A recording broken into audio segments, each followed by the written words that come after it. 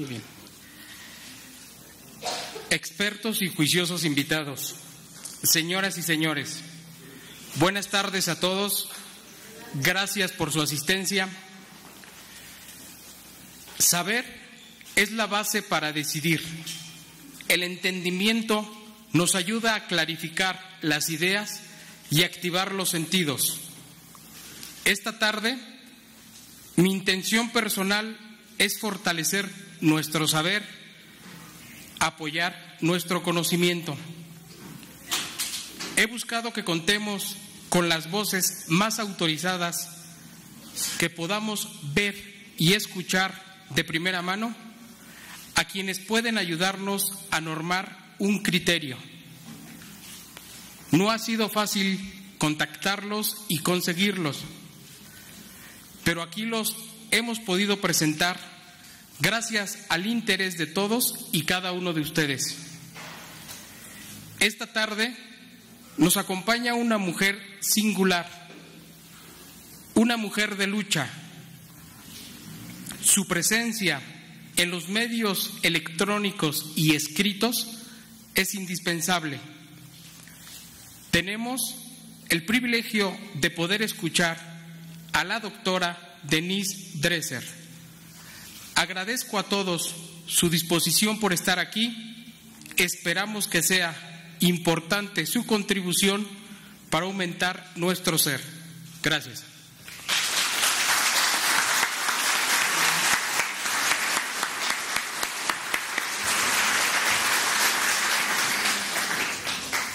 Es muy difícil, resulta difícil tener la responsabilidad de presentar a una celebridad a la que tantas personas admiran. Esta noche tenemos frente a nosotros a una mujer verdaderamente extraordinaria, a la que la gente quiere y admira. Y la quieren y la admiran porque es una estudiosa, porque ha sido una mujer que con su testimonio de vida nos dice que cuando uno lucha por un ideal, que cuando uno se defiende, que cuando uno presenta argumentos que pesan, uno puede tener un buen éxito en la vida. Denise Dresser estudió en México, Denise Dresser estudió después en los Estados Unidos, tiene una licenciatura en el Colegio de México, que es una institución muy prestigiada. Después estuvo en los Estados Unidos estudiando también en las universidades más prestigiadas, en la Universidad de Princeton, y regresa a México y hace muchos años que da clases en el ITAM a jóvenes que quieren saber, que quieren conocer. Ella, entre sus grandes virtudes de académica, de intelectual, de mujer de lucha, a ella ustedes la pueden ver en la televisión, la pueden escuchar en el radio, lo han podido hacer durante los últimos 13 años, a los que escuchaban Monitor de Radio Red, a los comentarios de Carmen Aristegui en la W, pero además ella tiene varios libros escritos que han sido éxitos fundamentales para conocer cómo ella nos apoya a todos los que estamos aquí en nuestras luchas individuales como mexicanos, demandando de las instituciones que trabajen mejor, que sean más eficientes, demandando de las autoridades que nos volteen a ver un poco más a nosotros. Tenemos entonces esta noche no solamente a una persona que se ha destacado como académica, como intelectual, no solamente que se ha destacado como escritora, como mujer de medios, sino una persona que ha luchado por las causas por las que lucha Movimiento Vida Digna, por las que lucha el diputado Armando Soto, las causas que tienen que ver con nosotros. Yo les pido un fuerte aplauso para una celebridad nacional, la doctora Denise Dresser.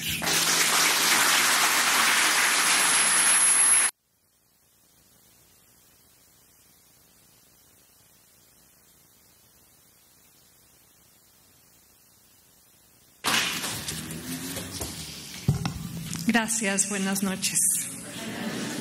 Es un gran placer estar aquí y agradezco que hayan venido a escucharme en esta noche lluviosa para hablar un poco de la situación del país, de su país, de nuestro país y el papel que la reforma energética va a jugar en su futuro.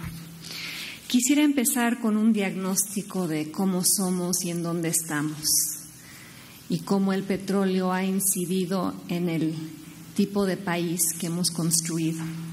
Somos un lugar en donde muchos viven con la mano extendida, con la palma abierta, esperando la próxima dádiva del próximo político, esperando la próxima entrega de lo que Octavio Paz llamó el ogro filantrópico. El cheque o el contrato o la camiseta o el vale, o la torta, o la licuadora, o la pensión, o el puesto, o la recomendación. La generosidad del Estado mexicano que con el paso del tiempo produce personas acostumbradas a recibir en vez de participar, personas acostumbradas a esperar en vez de exigir, personas que son vasos y tazas, ciudadanos vasija, ciudadanos olla, recipientes en vez de participantes, resignados tantos, todos nosotros, ante lo poco que se vacía dentro de nuestras tazas. Porque la economía no crece lo suficiente, porque el país no avanza lo que debería, porque el tiempo transcurre y los pobres no dejan de serlo. En México sigue siendo muy difícil saltar de una clase a otra, de un decil a otro. Como lo revela un estudio reciente del Banco Interamericano de Desarrollo, el hijo de un obrero solo tiene el 10% de probabilidades de convertirse en profesionista. Nacer en la pobreza en nuestro país significa, en la mayor parte de los casos, morir en ella, sin perspectivas, sin esperanzas. Y eso es lo que hemos creado, un país dividido, un país atorado, un país que solo le da 8.7 años de educación promedio a su población, un país, sí, con mucho petróleo, pero con pocos ciudadanos participativos, un país de empleados en vez de emprendedores. Hemos sido damnificados por las riquezas que explotamos, pero que no logramos compartir con las mayorías. Años dejando hacer, dejando pasar, postergando las decisiones difíciles y las reformas indispensables, posponiendo la modernización por los intereses que afectaría, ignorando los retos que la globalización exige, una economía más competitiva, una mano de obra más productiva, una población más educada, un capitalismo más dinámico que genere riqueza y a la vez tenga incentivos para distribuirla mejor. ¿Y por qué parto de este diagnóstico? Porque somos un país, tristemente, petroidiotizado. Desde hace cientos de años le hemos apostado primero a los recursos naturales y a la población mal pagada que los procesaba. Le apostamos a la extracción de materias primas y a la mano de obra barata que se abocaba a hacerlo. Y nos convertimos por eso, históricamente, en un lugar de pocos dueños y muchos trabajadores. Un país de hombres ricos y empleados pobres. Creamos virreinatos y haciendas y latifundios y monopolios. Concentramos la riqueza en pocas manos y erigimos gobiernos que lo permitieron. Gobiernos liberales o conservadores, priistas o panistas, no importó, compartiendo el mismo fin.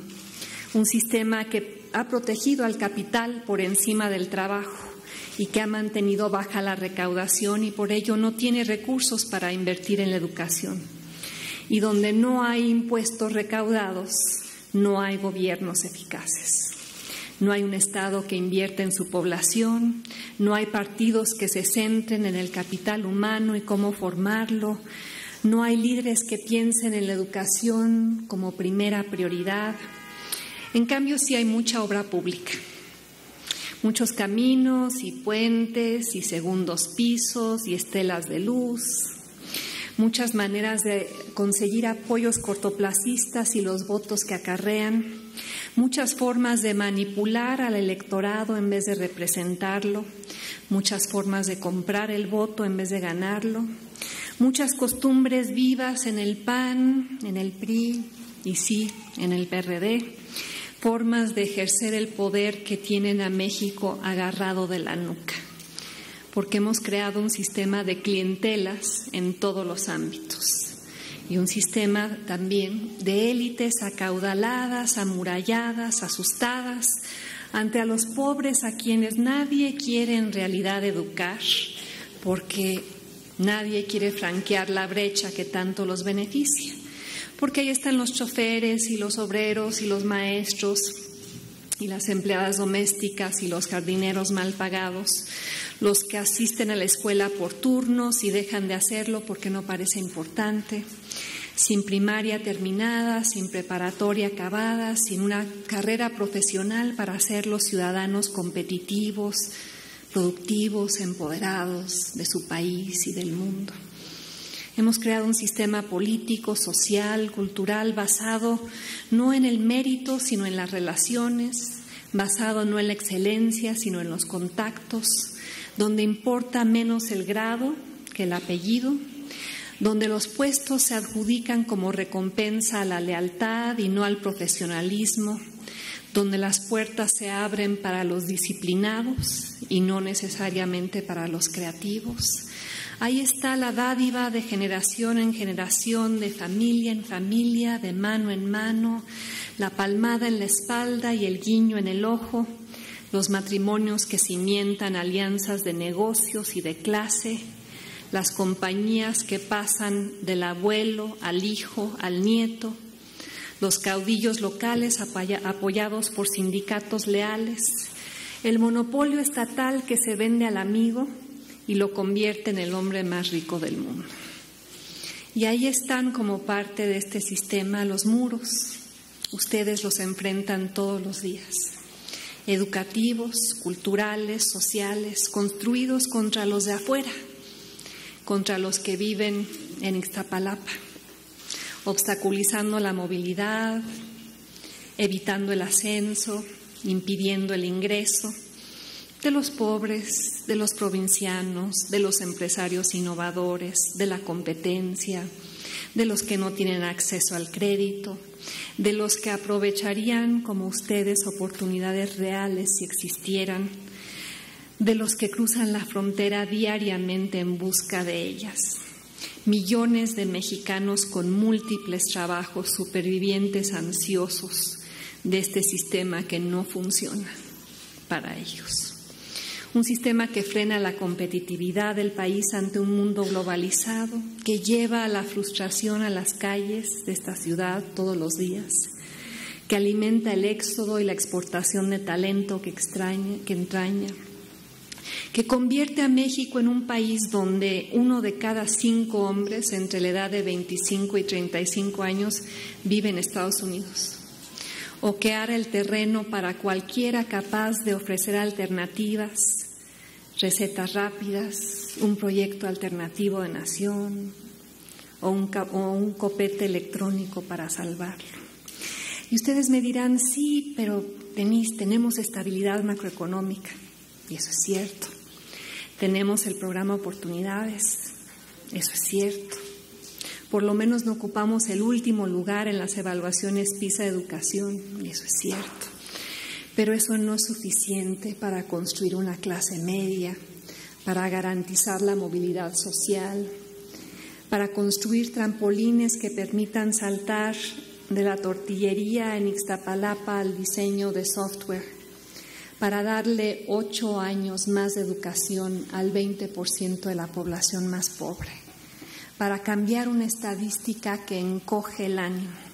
El porcentaje de mexicanos entre 25 y 34 años con educación superior es de 5%, comparado con 2% hace una generación 30 años mayor. Otros países han hecho más y lo han hecho mejor. En Corea del Sur la proporción es de 26%, cuando hace 30 años era solo de 8%. Hace 25 años la economía coreana era 4 veces menor a la de México y ahora la rebasa. Señoras y señores, algo está mal, algo no funciona. Tiene que ver con una cuestión profunda, histórica, estructural. Tiene que ver con la apuesta que este país le ha hecho a sus recursos por encima de su población. La extracción del petróleo sobre la inversión en la gente. La concentración de la riqueza que ese modelo genera, las disparidades que acentúa, la población pobre y poco educada que produce, el comportamiento clientelar que induce, la ciudadanía poco participativa que engendra, los recipientes apáticos que hornea generación tras generación. Y el círculo vicioso que esto institucionaliza, ese patrón de comportamiento transeccional que condena a México al estancamiento independientemente de quién llegue a Los Pinos y quién gobierne desde ahí. Ese patrón de reformas parciales o postergadas, de privatizaciones amañadas o mal ejecutadas, de todo lo que no se hace en México porque el petróleo vale más de $100 el barril. Eso que permite perder el tiempo, evitar las reformas indispensables, producir daño de largo plazo, darle cosas a ustedes, a la población, en vez de educarla. Como escribe Michael Ignatieff, un famoso escritor y político canadiense, los recursos naturales como el petróleo son un arma de doble filo para la democracia en cualquier país.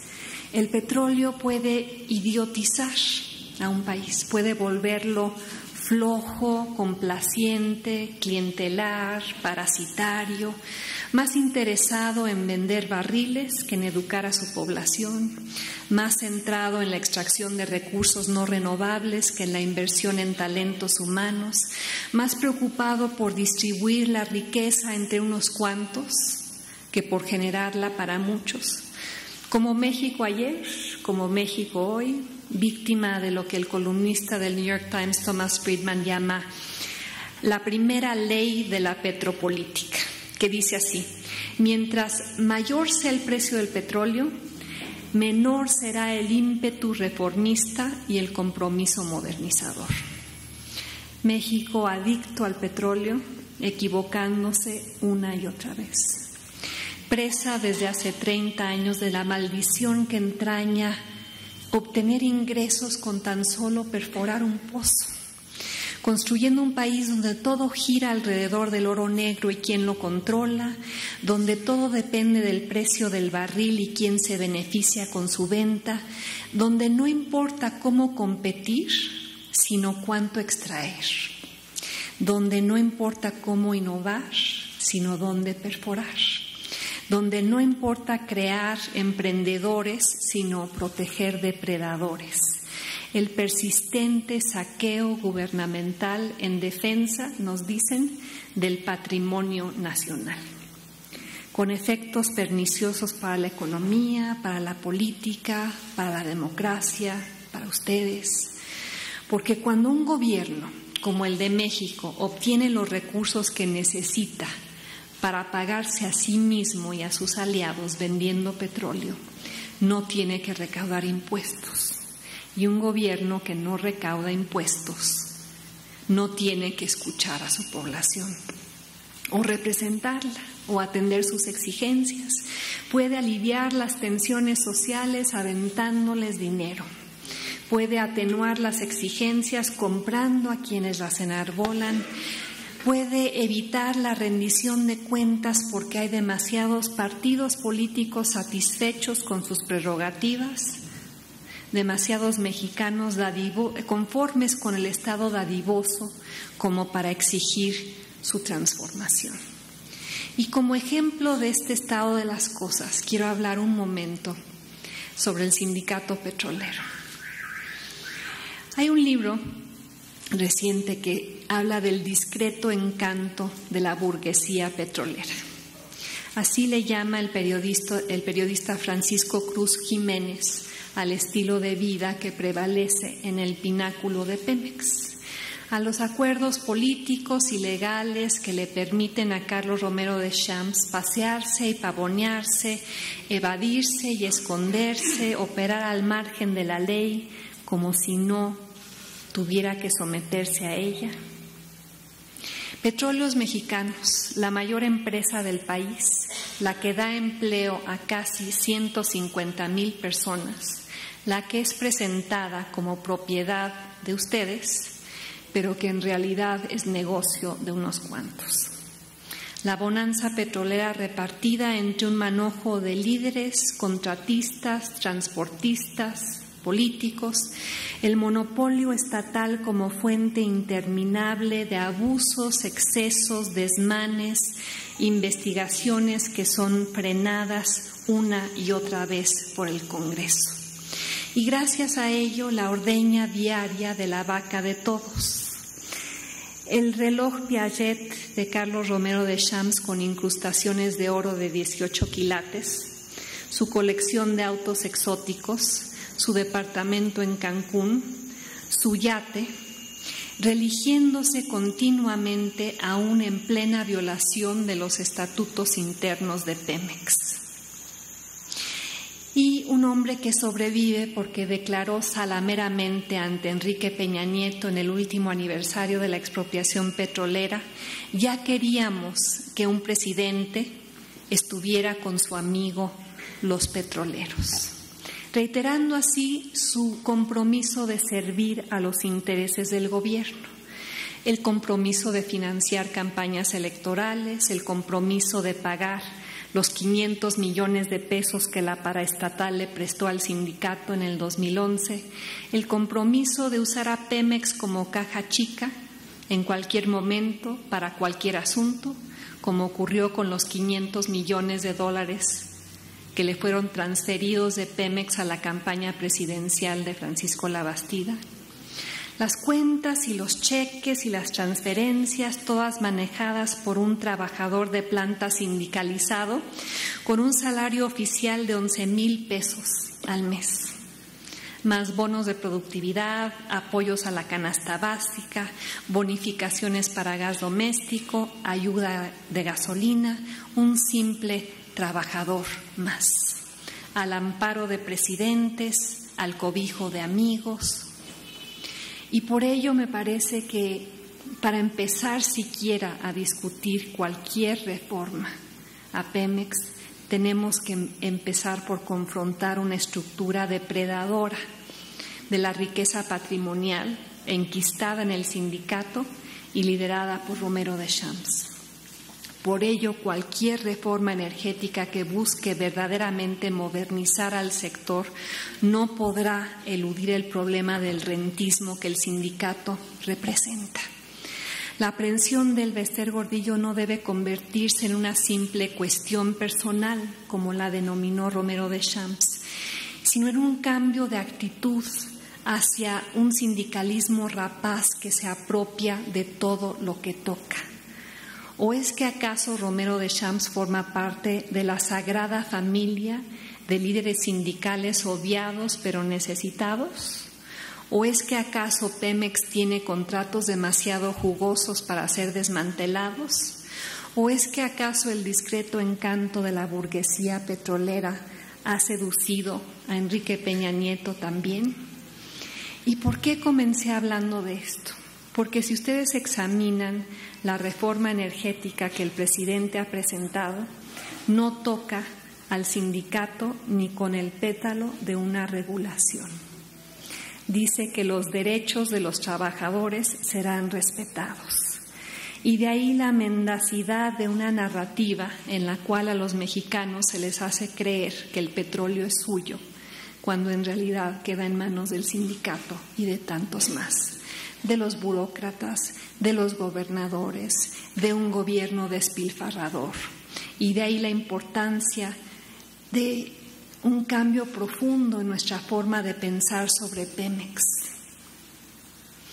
Un cambio que tome en cuenta el costo de mantener el statu quo, el costo de mantenerse al margen de una revolución energética global de la que México no ha formado parte. Estancados en el mismo lugar en el índice de competitividad desde hace más de una década, porque no hemos creado las condiciones para que la economía despegue. Y el petróleo es parte clave de este mapa que no nos está llevando a ninguna parte. En los últimos 30 años, las reservas probadas de crudo han crecido casi 2.5 veces. Se ha roto el paradigma que nos decían de la era del fin del petróleo. Es y seguirá siendo la fuente principal de energía. Pero lo que es cada vez más evidente es que estamos transitando de la era del petróleo fácil a la era del petróleo difícil. Y solo los países con la capacidad de desarrollar la tecnología de punta y el talento para lidiar con este nuevo entorno lo van a poder aprovechar. Y no se trata de encontrar el hilo negro, no se trata de privatizar el petróleo, se trata de buscar formas alternativas de desarrollarlo mejor y que debemos discutir públicamente como país. Asociaciones estratégicas, la liberalización del mercado de los energéticos, una reforma que libere a Pemex de amarres ideológicos, del estrangulamiento del sindicato, de la explotación fiscal del gobierno. Y no se trata, insisto, de descubrir el hilo negro, sino de aprovechar las lecciones que ofrecen otros países que manejan mucho mejor su petróleo que México. Países como Arabia Saudita, como Brasil, como Colombia, como Noruega, como Canadá, que han reformado sus sectores de hidrocarburos de manera flexible y pragmática. Sí, para atraer, y sé que es políticamente incorrecto decirlo, para atraer inversión privada o extranjera, para crear marcos regulatorios eficaces y robustos, para permitirle al operador estatal como Statoil en Noruega mantener la rectoría sobre los recursos, pero maximizar eficazmente la renta petrolera. Pero mientras todo esto ocurre, México sigue atrapado en el pasado, experimentando un marcado deterioro en los niveles de producción y reservas, permitiendo la baja eficiencia, permitiendo la canibalización de Pemex por líderes sindicales y contratistas y funcionarios gubernamentales y todos los que financian la corrupción con el oro negro. Un modelo, un mapa del petróleo que ya no está sirviendo a las necesidades del país, que lo está estrangulando. Y yo creo que sí hay que poner sobre la mesa temas que han sido tabú, como eliminar el monopolio constitucional de Pemex en exploración y explotación de hidrocarburos, convertir a Pemex en una verdadera empresa con criterio y maximización de valor, para que no siga prevaleciendo la mentira de que el petróleo es de los mexicanos cuando en realidad es de unos cuantos que se lo embolsan. Ahora bien, se ha vuelto ya un leitmotiv, algo reiterativo en el debate público, que la panacea ante lo que ocurre en Pemex, que la bala de plata va a ser la inversión privada. Y quisiera hacer una reflexión sobre eso. Es la solución más obvia para algunos. Es la bala de plata la única arma que, según las leyendas y el folclore, es capaz de matar a los monstruos del más allá, usada por el llanero solitario en su cruzada para combatir el mal, fundida para quienes ven en la reforma energética poderes mágicos similares, por quienes perciben a la inversión privada como el instrumento capaz de combatir a las brujas del sindicalismo, a los vampiros del corporativismo, a los fantasmas de la corrupción, por quienes piensan que la mejor manera o la única manera de modernizar a Pemex es permitiendo la inversión privada en el sector.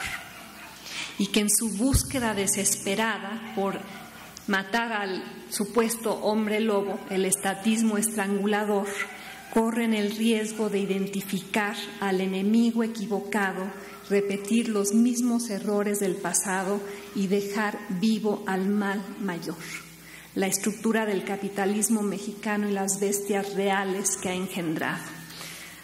Después de lo que he dicho, creo que nadie duda que Pemex necesita convertirse en una empresa moderna, eficiente, productiva, pero va a ser imperativo pensar de manera cuidadosa en cómo modernizar al sector sin privatizar las rentas que produce, cómo extraer la riqueza petrolera sin traspasarla de unos cuantos a otros pocos, cómo garantizar la fortaleza financiera de Pemex sin, de paso, contribuir a la construcción de fortunas monopólicas al estilo de Carlos Slim, cómo fomentar la inversión en un sector clave sin que acabe fortaleciendo la concentración que el país ya padece en otros ámbitos. Porque si no contestamos estas preguntas con cuidado y reconocemos los hierros cometidos en reformas anteriores, vamos a estar condenados a repetirlos. Y por eso preocupan tanto las propuestas flotadas y las opciones consideradas, lo que el PAN y el PRI y el gobierno de Enrique Peña Nieto están discutiendo a puerta cerrada y en voz baja. Los cambios al artículo 27, la modificación de las leyes secundarias, los esquemas de coinversión, la posibilidad de alguna asociación pública-privada para la explotación en aguas profundas, la apertura de la actividad petrolera al capital nacional e internacional para inyectar dinero y tecnología. Ninguna de estas ideas, como lo dije anteriormente, es intrínsecamente mala y en su conjunto parten de una premisa irrebatible. El sector energético necesita recursos y será necesario que los obtenga de algún lado, dado que la Secretaría de Hacienda parece no estar dispuesta a sacrificar los ingresos que Pemex le provee. Y el problema, señoras y señores, reside en lo que no se contempla, en lo que no se propone, en lo que no se debate, en lo que no está sujeto a consideración. Aquello que la clase política y empresarial elude, la promoción de la competencia en el sector, la necesidad de la regulación urgente, la protección a los consumidores, el imperativo del interés público.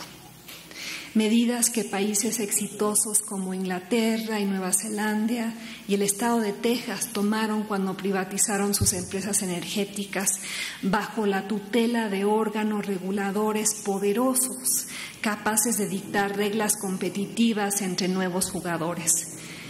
Eso es a lo cual el PRD y los grupos progresistas de este país deberían enfocarse cuando piensen en el imperativo de una reforma energética que modernice, pero que a la vez sea equitativa y bien regulada.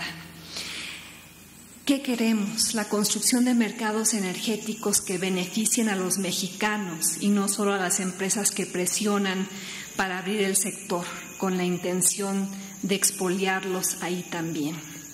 Basta con examinar las privatizaciones que se llevaron a cabo en el sexenio salinista para entender el tamaño de los errores que cometimos, la profundidad de las rectificaciones requeridas.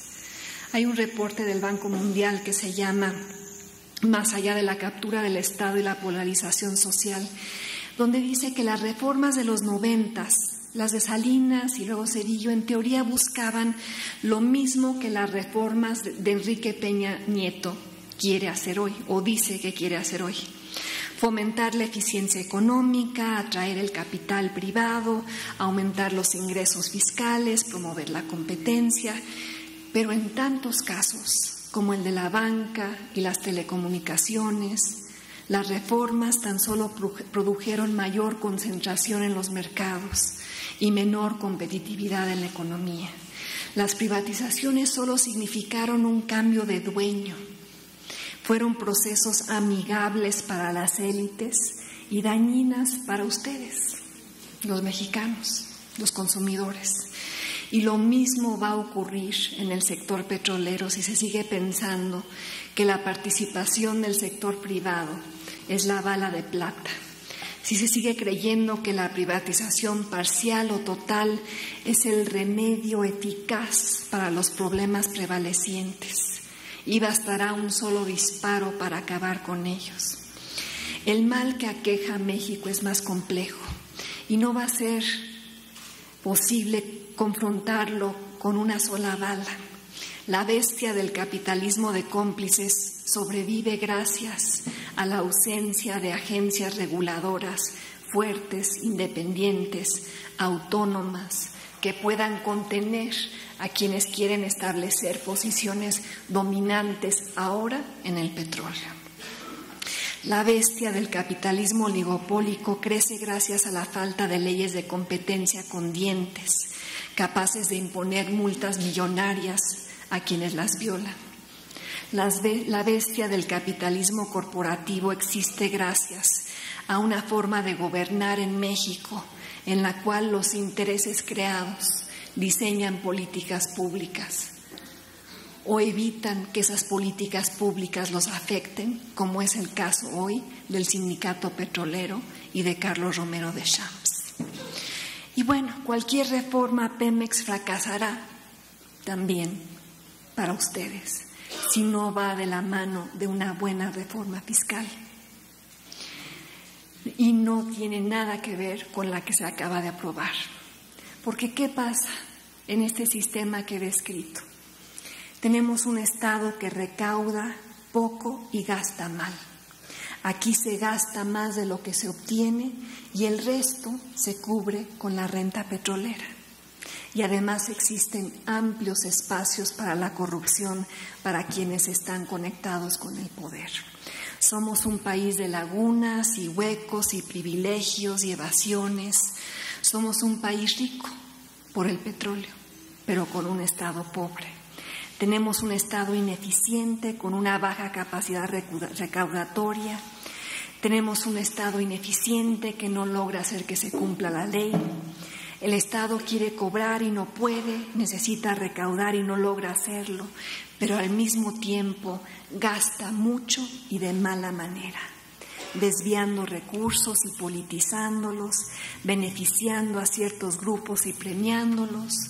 Los burócratas y los líderes sindicales y los oligarcas empresariales y los dirigentes políticos que se benefician de nuestro pacto fiscal inequitativo, pero autosustentable, que se perpetúa en el tiempo como se acaba de perpetuar con la nueva reforma fiscal. Y lo que ha permitido la prolongación de este pacto perverso ha sido el petróleo. Lo que ha financiado la brecha entre el ingreso estatal y el gasto público ha sido su venta. El petróleo subsidia, el petróleo compra tiempo, el petróleo hace posible el statu quo. Y para ustedes ese pacto fiscal que vivimos y padecemos es terrible. Es el pacto de una sociedad desigual. Unos no pagan impuestos mientras que otros, muchos aquí en Ixtapalapa, no alcanzan su verdadero potencial por los malos servicios que el Estado provee. Unos se apropian de la riqueza mientras otros no tienen acceso a ella. Unos doblan la ley mientras otros padecen su inexistencia. Unos se aprovechan de la renta petrolera para no aumentar los impuestos, mientras otros han visto cómo una burocracia privilegiada se los ha comido. Unos se aprovechan de la ley, los agujeros en la ley tributaria, mientras otros son víctimas de su aplicación selectiva.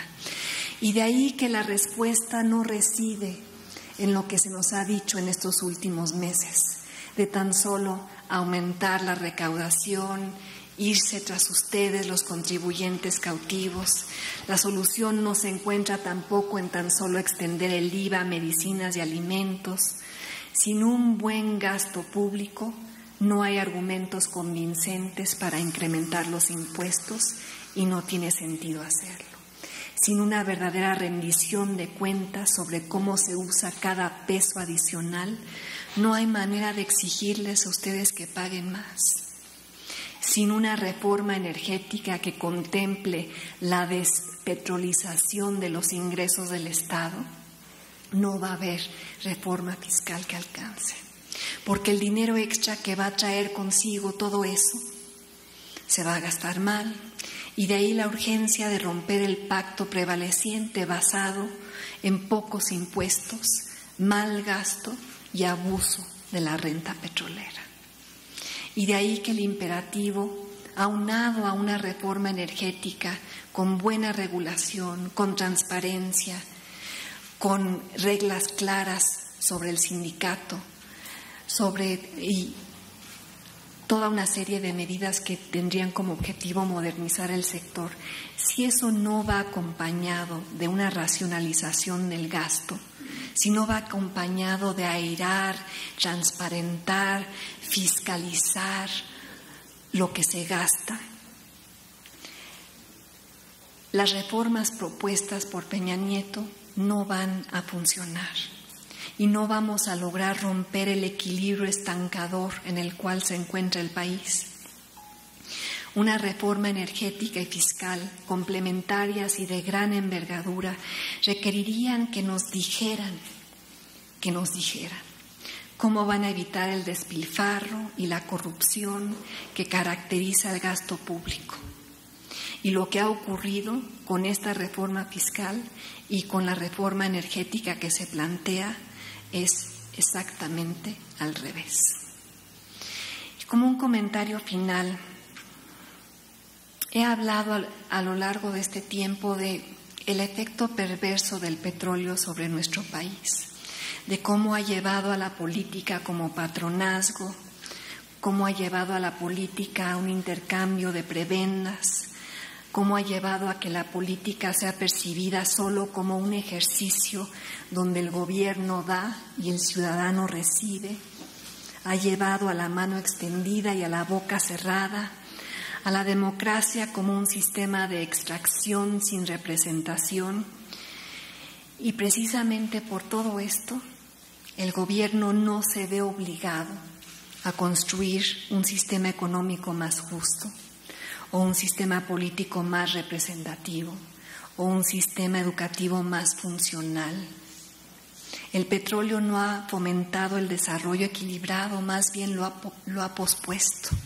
El petróleo no ha facilitado el ascenso de los mexicanos, más bien ha contribuido a mantenerlos en el mismo lugar, financiando un sistema de partidos políticos multimillonarios y de medios que los expolian, dándole más dinero a Carlos Romero de Champs que a los agremiados en cuyo nombre dice actuar, distribuyendo el excedente petrolero entre gobernadores que se dedican a construir libramientos carreteros con su nombre o el de su esposa. Eso es lo que hemos hecho en los últimos 12 años. Con los más de 100,000 millones de dólares anuales que hemos recibido gracias a la venta del petróleo.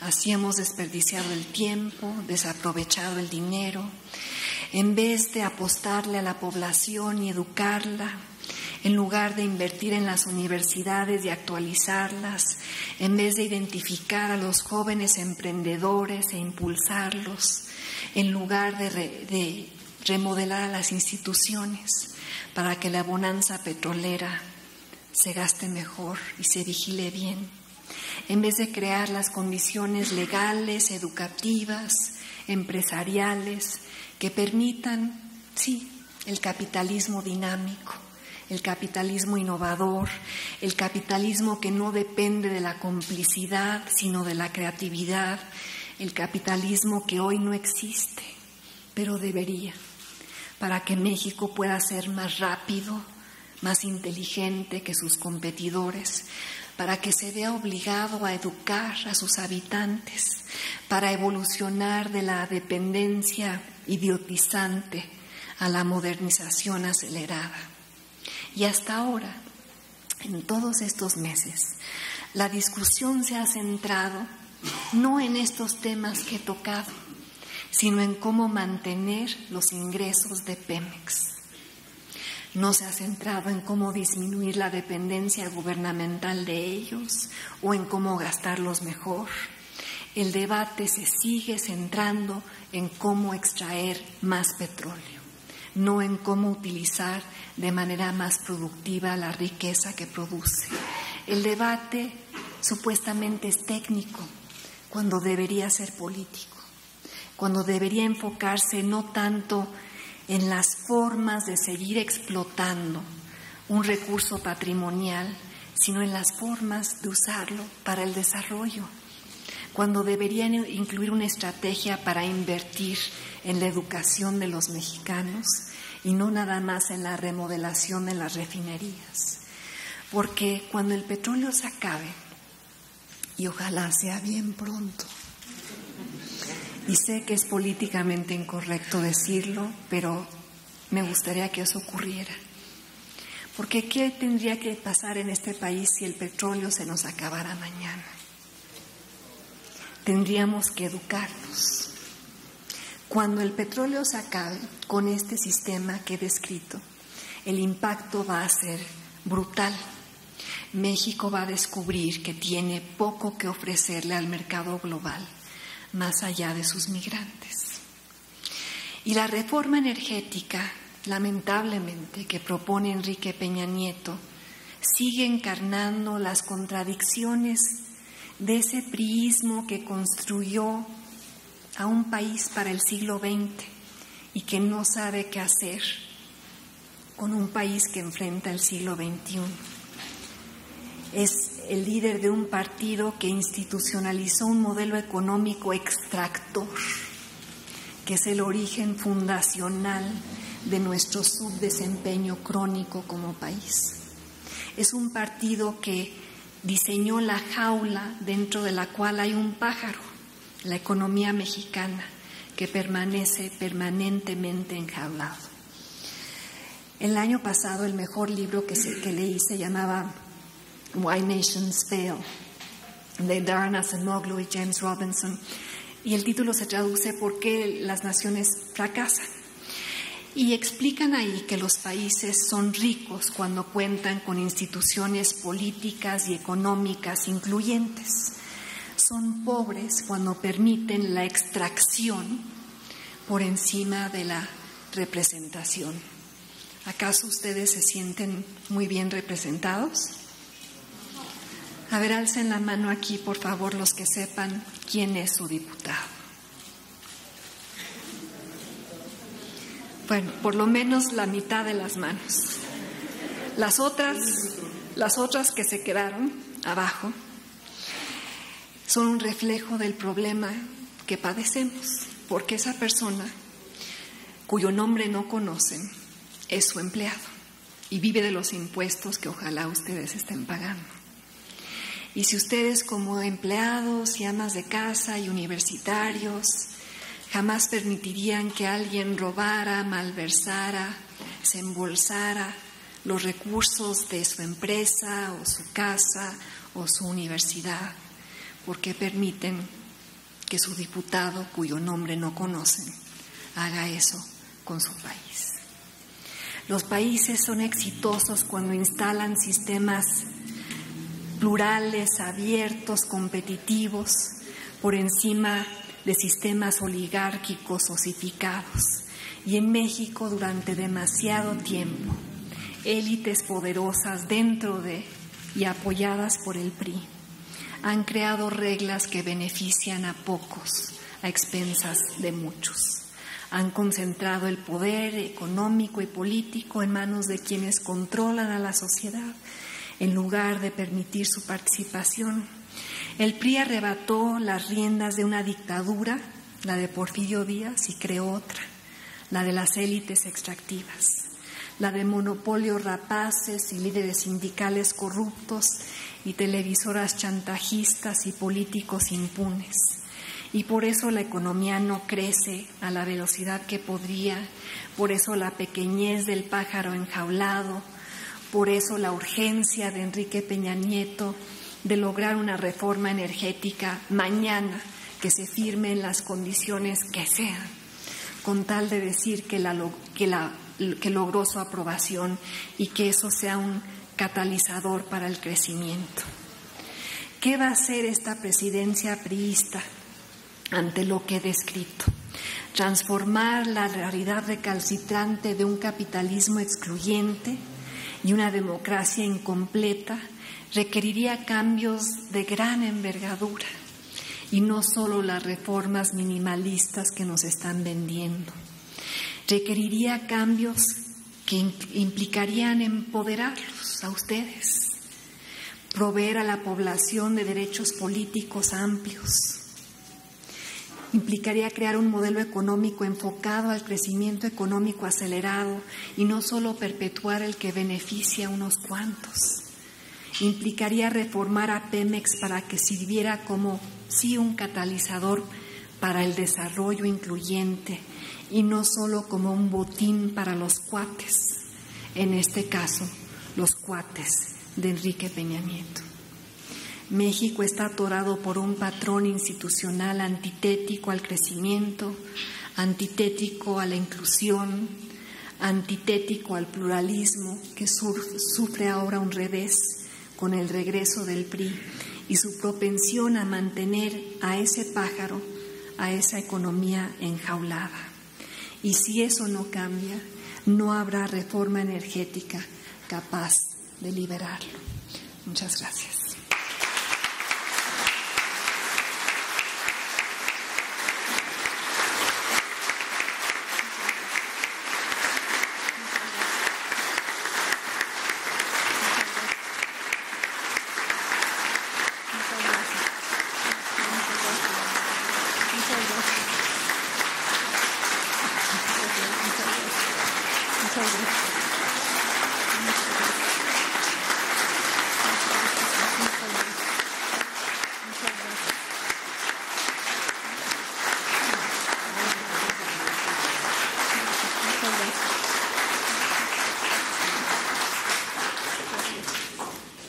Ahora vamos a preguntas y respuestas, doctora. Muchas felicidades.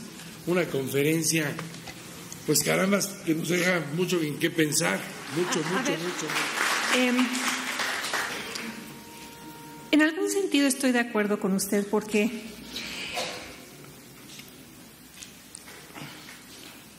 durante cuántos años hemos sido víctimas del tipo de capitalismo que caracteriza a este país. Joseph Stiglitz, el Premio Nobel de Economía, tiene un término específico para denominarlo, lo llama crony capitalism, capitalismo de cuates, capitalismo de amigos, capitalismo de cómplices, que no se basa en la competencia o en la innovación, sino en los contactos, la discrecionalidad, el favoritismo, los privilegios, la perpetuación de los cotos, un capitalismo que ve al gobierno como un lugar al cual se llega para distribuirse el botín. Ahora, el capitalismo tiene muchas variantes en el mundo. En México padecemos una de las peores por nuestra historia, por aquello que describen Acemoglu y Robinson, por lo que yo describí en mi propia conferencia, un sistema que desde sus inicios, yo creo que desde el periodo colonial, fue un sistema extractor con todas y excluyente, con todas las consecuencias que eso ha traído consigo. Hay otras variantes del capitalismo que son mucho más benéficas. Pienso en los ejemplos del capitalismo socialdemócrata en Europa, pienso en el ejemplo del capitalismo canadiense, no en el ejemplo del capitalismo estadounidense, que me parece que no provee suficientes redes de seguridad social a su población. Pero un ejemplo como el canadiense, que conozco bien. La población de ese país paga más del 50% de su ingreso en impuestos. ¿Pero qué recibe a cambio?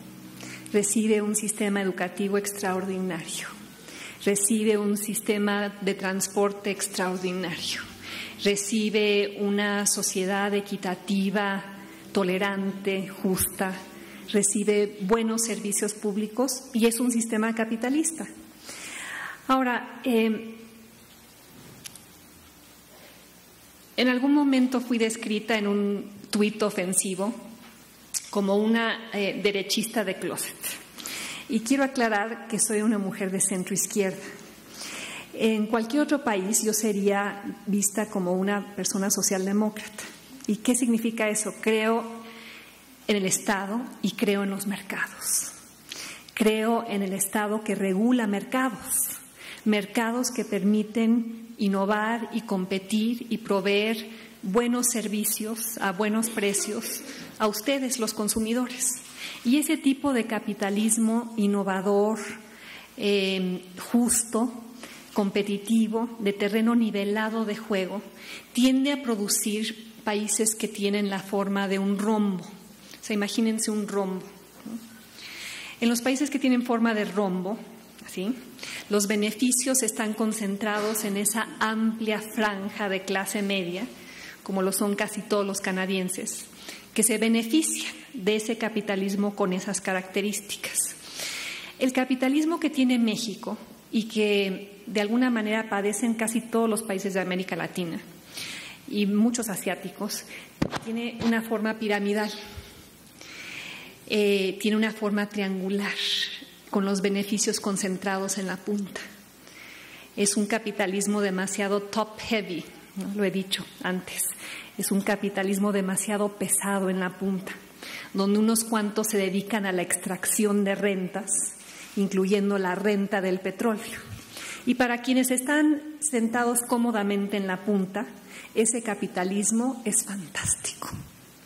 En esa punta están sentados Carlos Slim y Emilio Azcárraga y Ricardo Salinas Pliego y todos los que a ustedes diariamente los exprimen vía las tarjetas de crédito, su cuenta de telefónica, su cuenta de internet, el notario, las afores, su cuenta de Luz y Fuerza, de la Comisión Federal de Electricidad, ¿no? Están en la punta precisamente porque están exprimiendo como naranjas a todos los que están en la base. Ese capitalismo que en México es visto como normal, no es normal, ni es aquello a lo cual deberíamos aspirar. Y todas las reformas que se están contemplando deberían aspirar ¿a qué? A transformar la forma geométrica del país. Pero eso entrañaría reformas de una envergadura y con una dirección y un sentido muy distintos a lo que se está planteando actualmente en nuestra legislatura, ¿o no? Porque siento que muchas de las reformas están encaminadas a seguir perpetuando el sistema de privilegios y a seguir apuntalando, además los propios partidos lo están haciendo, apuntalando esta forma piramidal que es muy benéfica para quienes están sentados ahí, incluyendo los propios partidos, pero no es funciona muy bien esta estructura para sus partidos y para sus élites y funciona muy mal para sus ciudadanos. ¿O no? Siguiente pregunta.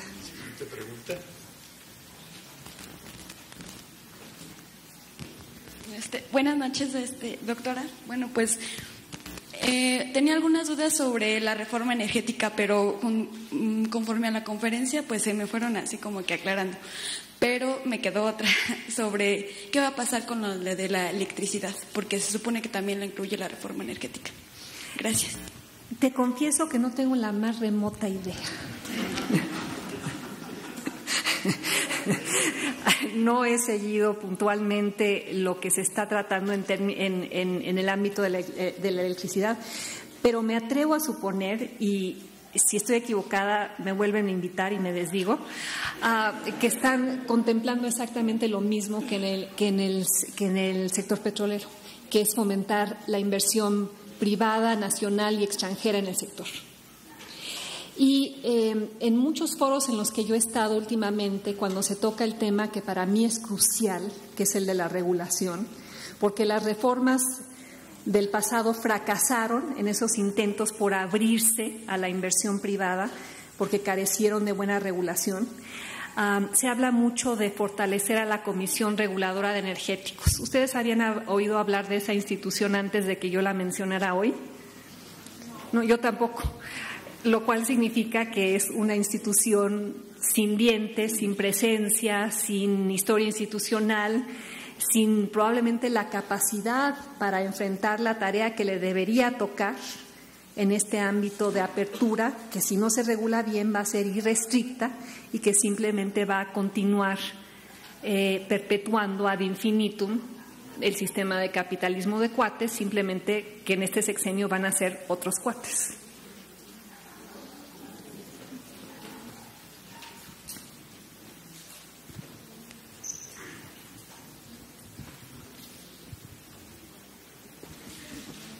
Buenas noches, de antemano un agradecimiento por su presencia aquí, una ponencia extraordinaria. Solamente surge una duda y a la vez es un comentario. Algo de lo que, en la institución donde yo estoy estudiando la maestría, surgen ideas muy paralelas a las que usted presenta el día de hoy sobre este tipo de extractores. Yo el día de ayer hablaba en una de mis clases sobre la explotación o la mayor generación de extracción que hace el Estado mexicano al petróleo y el uso del recurso natural. Nosotros sabemos que al poder tener esto de antemano, ¿qué es lo que genera? Una dependencia del mismo y no tenemos una proyección económica. Y la duda surge aquí, ¿qué es lo que viene para México? Y que es muy cierto que la doctora Denise nos presenta. Ojalá se les acabara el recurso natural.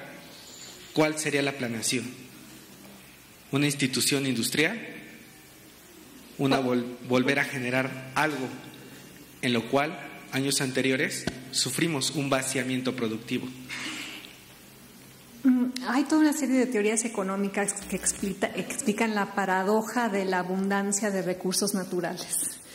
Muchas veces los países con mayores recursos naturales son aquellos a los que les va peor en términos de la calidad de su democracia y la calidad de su capitalismo, precisamente porque los países que tienen recursos naturales abundantes como el nuestro tienden a generar sistemas extractores.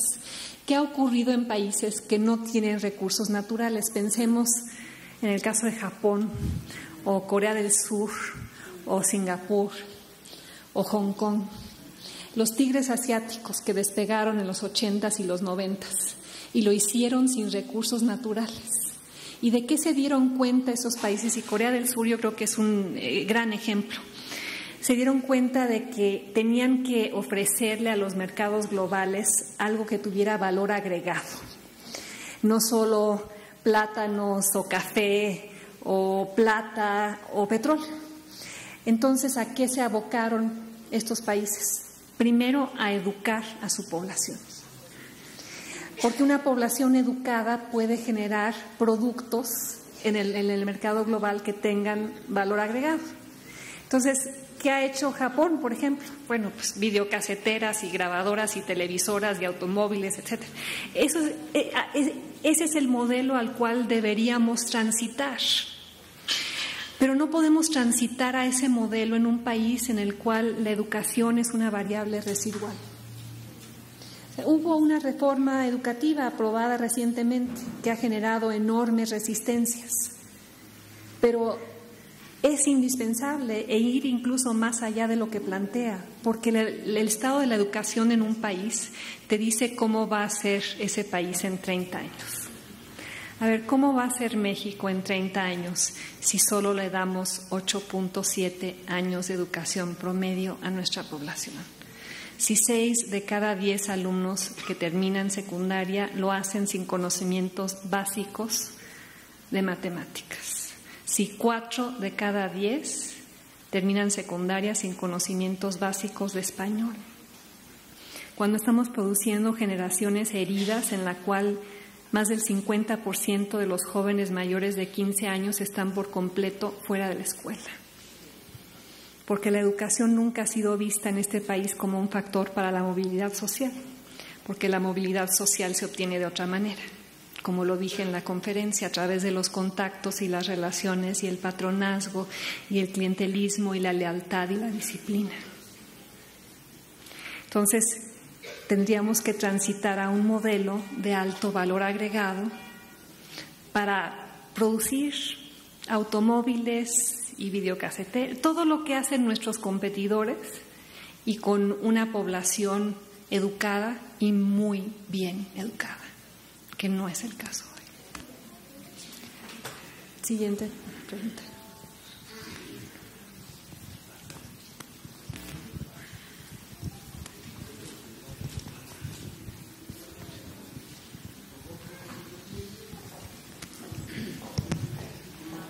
Hola, buenas noches. Mi nombre es Elena Espinoza y yo quisiera 2 planteamientos. Primero, estamos en esa, no en Iztapalapa.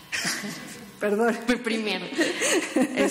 Segundo, ya se ha dicho cómo ha afectado la mala distribución de los recursos petroleros, cómo nos ha afectado a los ciudadanos en educación, en mala calidad de vida. Sin embargo, creo que pocas veces se ha dicho o se ha propuesto qué es lo que hace el ciudadano común para poder tener un provecho de su petróleo, que finalmente, como bien lo dices, no tenemos unos beneficios inmediatos, que sí existen, pero no como deberían. ¿Cuál es el papel del ciudadano común? Que sobre el entendido de que no son inmediatos. Sabemos que postear en Facebook no sirve, que te equivocas. Hacer bueno, entonces a eso voy. ¿Cuál es el papel que nosotros, y que no queremos vivir en ese conformismo de decir, no, pues, o sea, creo que después de la conferencia nos vamos a nuestra casa y decimos, ya no hay nada que hacer, ¿no? Entonces, si yo pensara eso, no habría venido aquí esta noche. Hubiera dicho, el último que se vaya, que apague la luz. Okay. Y este país ya no tiene remedio. Pero precisamente porque tiene remedio, estoy aquí esta noche, en Netzahualcóyotl. Aunque ojalá también me inviten los de Iztapalapa. Entonces corran la voz. De hecho, yo soy de Catepec, entonces cuando gustes. Bueno, he recorrido el país en los últimos años. Creo que he ido a todos los estados. Casi siento que estoy en campaña política, o por lo menos en una labor de evangelización, en contra de Carlos Slim y en favor de los consumidores. Y en cada conferencia hay alguien que se levanta y me pregunta, ¿y yo qué puedo hacer? Y me cansé tanto de la pregunta que escribí un libro. El problema es que vivimos en un país que casi no lee, entonces... Bueno, para los que leen se llama El País de Uno, reflexiones para entender y cambiar a México. Y algunas de las ideas que presenté esta noche están contenidas en el libro, pero el libro quería ser no solo un diagnóstico, quería ser también una especie de manual de acción ciudadana, porque ¿qué descubrí en estos últimos años? Que uno de los peores legados que dejó el PRI tras de sí, después de 71 años, y ahora los que vengan, fue dejar un país de ciudadanos que no conocen sus derechos y que no saben cómo pelear por ellos. Entonces me aboqué a escribir 10 acciones ciudadanas para cambiar al país, que van desde la cosa más sencilla, que es ser irreverente ante el poder, que quizá a ustedes les parezca algo muy pequeño, pero es tan fundamental para la labor, la tarea de ser un ciudadano de cuerpo entero. ¿Qué pasaría esta noche si en lugar de estar aquí yo estuviera Enrique Peña Nieto? Probablemente la actitud de muchos sería de absoluta... Hubiéramos cenado tortas. No, sería de absoluta genuflexión. Y se pararía una larga cola de personas que querrían tomarse la foto con él. Señor presidente, gracias por estar aquí esta noche. Qué honor que nos visite Netzahualcóyotl y que tome tiempo de su apretada agenda para compartirlo con nosotros, ¿no? Y quizá muchas mujeres le gritarían, como lo hicieron en campaña Peña Nieto, bombón, te quiero en mi colchón, ¿o no?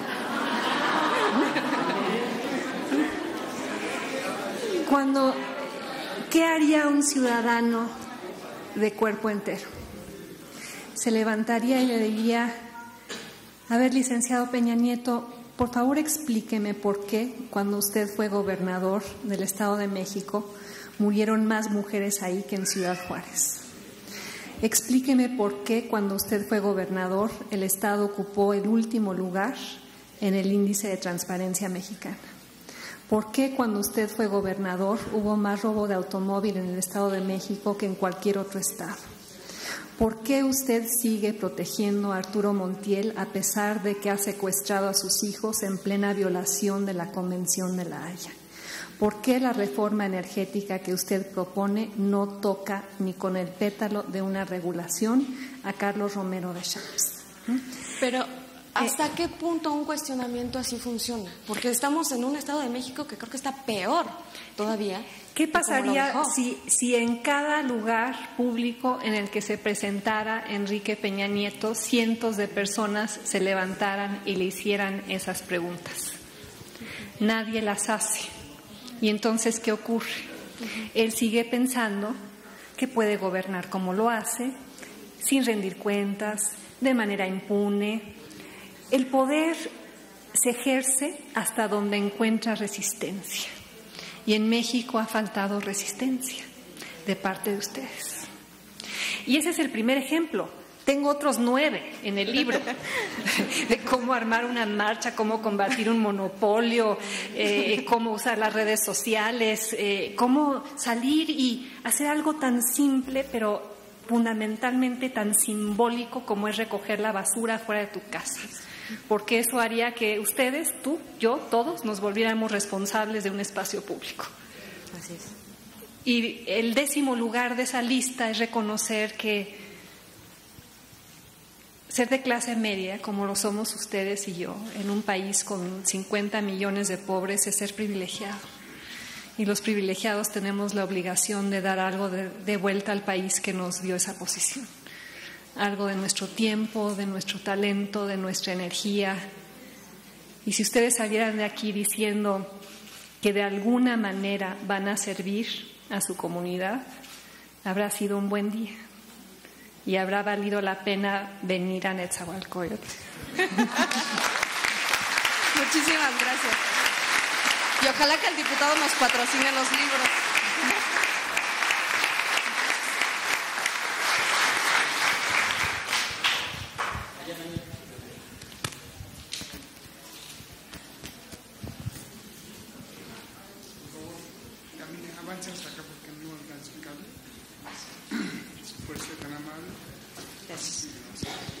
Buenas noches, mi nombre es Diana.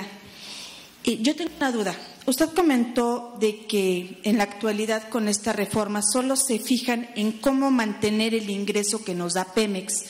Mi pregunta es esta.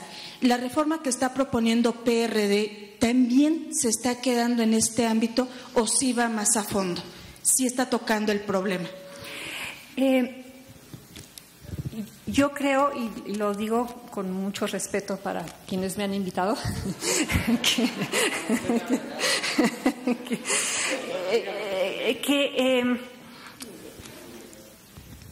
el PRD está centrando demasiado esfuerzo y energía en simplemente decir que no se privatice el petróleo, en tratar de evitar que haya inversión privada, ya sea nacional o extranjera, en el sector. El problema no es la inversión privada per se. Las empresas públicas pueden ser igualmente rapaces y extractoras que las privadas, o no, o hasta más. Es un problema de regulación. Entonces, creo que esa oposición simplemente de cajón a la inversión privada está distrayendo al PRD de los grandes temas que deben acompañar a esta reforma, que es no solo cómo seguir generando ingresos para la compañía y que sobreviva y que pueda seguir vendiendo más petróleo, sino para qué se va a usar ese ingreso. ¿Acaso ustedes han presenciado un debate público sobre cómo se usa el ingreso de Pemex? ¿Acaso hubo un gran debate público sobre cómo se va a usar el gasto que va a entrañar la recaudación que busca la nueva reforma fiscal? Si no empezamos a debatir esos temas, simplemente vamos a seguir extrayendo más petróleo, recaudando más ingresos, y esos ingresos ¿a dónde se van a ir? ¿Cómo me dijiste que te llamabas? Diana, ¿a dónde se van a ir? Se van a ir a comprar elecciones. Se van a ir a los bolsillos de gobernadores corruptos. Se van a ir a asegurar que el PRI se quede en el poder durante los próximos 71 años. Se van a ir a comprar clientelas. Se van a ir a construir segundos pisos. Se van a ir a construir obras fastuosas con placas del gobernador en la base. Se van a ir al gasto corriente. No se van a ir a universidades y politécnicos, e infraestructura y salud y educación. Entonces yo le recomendaría al PRD que ampliara su foco y que pensara en la relación del petróleo con el desarrollo y no solo la relación del petróleo con el ingreso. Gracias.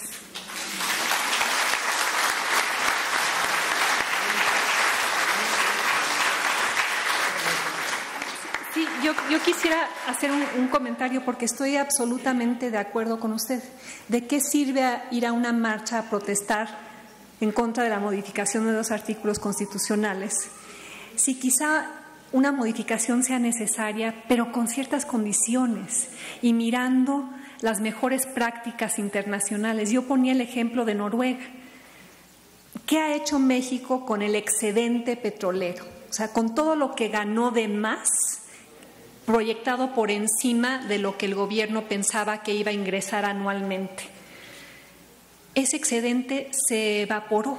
México recibió en el sexenio de Vicente Fox más de lo que España recibió cuando ingresó a la Comunidad Económica Europea. ¿Y qué hizo España con ese dinero? Transformó su infraestructura y se convirtió en un país moderno. Bueno, ¿por qué no exigir que el excedente petrolero se vaya a formar un fondo patrimonial, como es lo que hace Noruega? Un fondo para el retiro eventualmente de su población. Ahorrar ese excedente en lugar de seguirlo canalizando al gasto corriente o a la nómina de la burocracia gubernamental. Me parece que ese sería un punto de la agenda, pero entrañaría que dejáramos de mirarnos el ombligo. Y hay una tendencia en este país a pensar que somos excepcionales, que no tenemos nada que aprender de otras experiencias, cuando hay mucho que aprender. Colombia y Brasil están haciendo las cosas mucho mejor que nosotros en términos de la administración de su petróleo y con mejores fines. Entonces esa sería una recomendación que comparto con usted. Hay algo de lo que usted dijo que resonó conmigo, de cómo los hijos dicen, mi madre es enfermera, pues voy a ser enfermera, o mi padre es carpintero, voy a ser carpintero. En el libro tengo una sección donde hablo de un país profundamente conformista, porque creo que lo somos. Y no es por genética, no es por nuestro ADN. Creo que la educación pública ha contribuido a ese estado de las cosas. En la escuela pública se aprende muy poco de álgebra y se aprende mucho de sometimiento. Se aprende muy poco de tecnología y se aprende mucho de genuflexión ante la autoridad. Se aprende poco de biología y se aprende mucho de historias de victimización y de un país que está condenado por su historia y por las características de su población a siempre perder. Pero lo que yo uso como antídoto ante ese argumento del conformismo cultural de los mexicanos es pensar siempre en la historia de quienes cruzan la frontera. Y en el momento en el que cruzan no es que les cambie el ADN o el código genético, pero ¿qué empiezan a hacer? Empiezan a pagar impuestos, respetan las señales de tránsito, no golpean a sus esposas, educan a sus hijos y poco a poco comienzan a ascender el escalafón de la movilidad social, porque ingresan a un contexto con incentivos para la movilidad, para la ambición, para la aspiración. Aquí hemos crecido con una cultura de así es México, ¿o no? La famosa cultura del por lo menos, ¿no? ¿Cuántas veces al día no escuchan ustedes la frase por lo menos? Por lo menos en el sexenio de Vicente Fox solo se robaron un Jeep rojo y una Homer. Por lo menos el aeropuerto de la Ciudad de México no es tan malo como el de Ruanda. Por lo menos cuando roban también salpican. Bueno, esa lógica del por lo menos equivale a poner la vara de medición al ras del suelo. Y si nadie la empieza a alzar... yo tengo una hija de 17 años. Y en un libro que edité, Olga Sánchez Cordero, la ministra de la Suprema Corte, tiene una frase muy linda que dice que las mujeres se convierten en aquello que sus padres o sus madres les susurran en el oído por las noches. Y yo a mi hija siempre le susurré que era maravillosa, que era maravillosa, que era maravillosa. Y que podía ser presidente de México, aunque ojalá aspirara a algo mejor. Y ella dice que sí quiere casarse y tener hijos cuando termine su segundo doctorado. Para ella eso es lo normal. Y me gustaría que para todas las mujeres sentadas aquí, sobre todo las jóvenes, eso fuera lo normal. Lo que yo siempre le digo a mis alumnas al inicio del semestre es que quiero que hagan las lecturas y los exámenes y se presenten a clase y aprueben el curso, pero que me importan dos cosas: que aprendan que hay algo en juego, que es el futuro de su país, y en segundo lugar que me prometan que todas van a hacer un doctorado. Porque ¿qué pasa cuando una mujer en México hace un doctorado? En un país donde el terreno de juego no es nivelado para las mujeres. Muchos de ustedes se refieren a mí como doctora Denise, lo cual me hace sentirme como dentista. Pero el caso es que yo no vengo de una familia de recursos. Mi padre murió cuando era muy joven, mi madre no fue a la universidad, pero siempre insistió en el valor de la educación. Y si les dejo algo a las chicas esta noche, sea eso, esa gran ambición de anteponer a su nombre la palabra doctora. Muchas gracias por escucharme esta noche.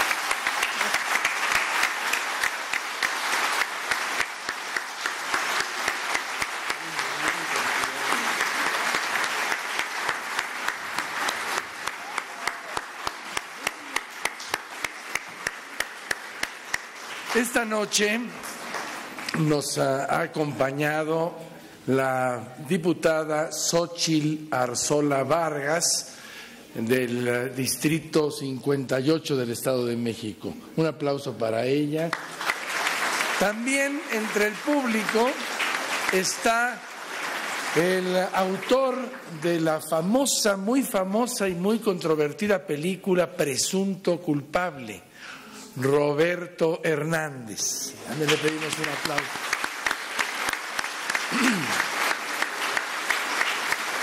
Cuando la mayoría de los que están aquí todavía no habían nacido, yo vine por primera vez aquí, muy cerca de aquí, a una colonia que se llamaba La Aurora. Tenía yo una persona muy querida que vivía en la calle de Pichirilo 85. Y entonces pues, estaba cerca del Cine Palacio, o del Palacio del Cine Lago, y entonces era una odisea venir para acá.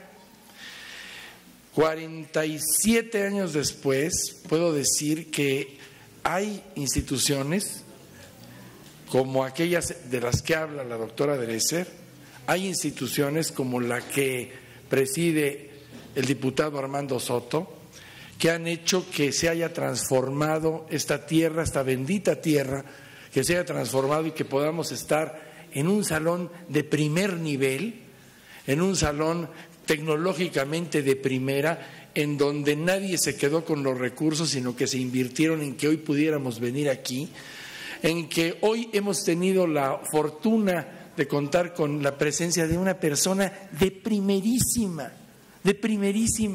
Muchos públicos en el país nos envidiarían porque hoy hemos tenido la fortuna de tener a una personalidad como Denise Dresser.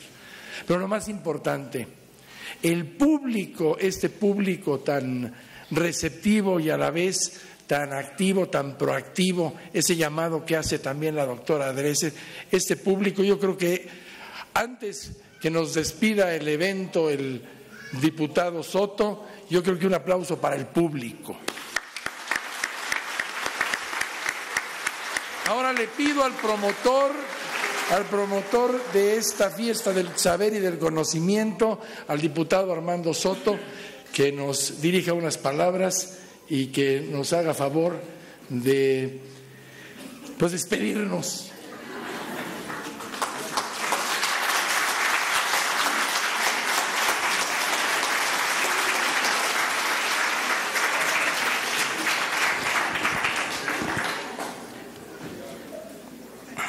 Gracias, Denise. Todo lo que explicas es interesante y muy productivo para todos. Un reconocimiento a ustedes por interesarse, por venir y participar, en invertir su tiempo, sus recursos y su esfuerzo para estar aquí. Mi gratitud por acompañarnos, a ustedes y, por supuesto, al primer regidor de Valle de Chalco, José Luis Hernández Bautista,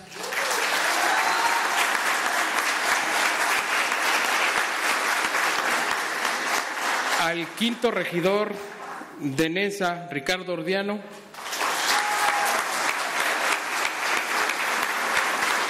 al séptimo regidor de Valle de Chalco, Martín Meneses, al séptimo regidor de Nesa, Antonio Barrientos,